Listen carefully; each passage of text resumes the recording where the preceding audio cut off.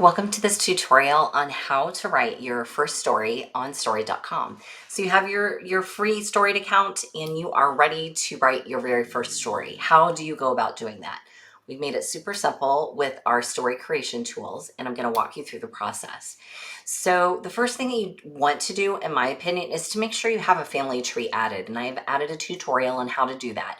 But I think it's really important to add your family tree first. When I'm ready to tell my story, there are a couple of different ways I can add stories. So over here on my navigation panel, I've got my stories.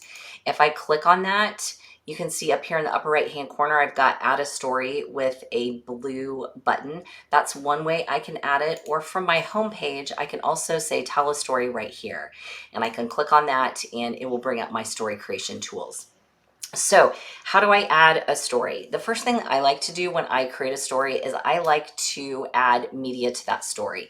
So I am actually going to click on that and I am going to add a photo. Now I can upload from new, and in another tutorial I will talk all about the different types of media and how to import those. I can either upload something new or I can add from my scrapbook. So for this particular one, I'm just going to add something from my scrapbook. And actually, let's go to photos, and I want to grab this one right here, and you can see it has a blue line around it, and that's going to let me know that's the image that I've chosen for that particular story. Now I can add up to 100 media items for a story. That includes photos, PDFs, audio files, newspaper clippings. All of those types of media can be added, and I can include up to 100. For this particular one, I'm just going to do one image. I'm going to give this story a title. I'm going to call it the Becker family. I can include a location if I want to, and we have type ahead. So as I start to type in, it's going to ask me what I am looking for in this list, and Elkhart is what I want to choose. And then I can also include a date if I wanted to. And I'm going to be very broad for this and just say 1890. We have different options for formatting. We have bold, italic, underline.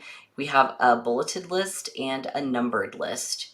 I am going to actually paste a story in here. You could type directly into the story creator, but a lot of times I will have a story that I've written somewhere else and I want to copy and paste it. So you can do that as well. I'm going to click on next once I have entered my story in the upper right hand corner here. And then I've got some different options. I can do a story author. So if this was written by someone else, I can include that person.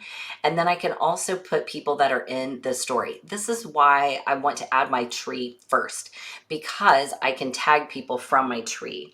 So if I start typing in someone's name from a family tree, I'm going to do Ida Poppy, and I can add multiple people to a story, and this tags them. And that's why, again, it's really important to add your family tree first. I have categories that are optional. You can choose one, you can choose more than one, you don't have to choose any. This makes it really nice to help sort stories. So I do like to include categories for mine. So once I've entered that information, I'm going to say next. And then this is going to ask me how I want to publish my story. So I have groups in my account that I'm using. So if I wanted to publish this story directly to a private group that I'm in, I could do that just by putting a check in the box next to that group. I could do multiple groups if I wanted to. And then I'm going to choose, how do I want to give access to the story? Is it public that anyone with a link can view, or do I want it to be private and more locked down? For this one, I'm going to say I want it to be public, and then I'm going to click on done. And that's all there is to it to publish a story. And what's really nice is we've added a feature to share your story. So you can share this by copying a link. You could text it to somebody. There's a QR code you could download that goes directly to the story.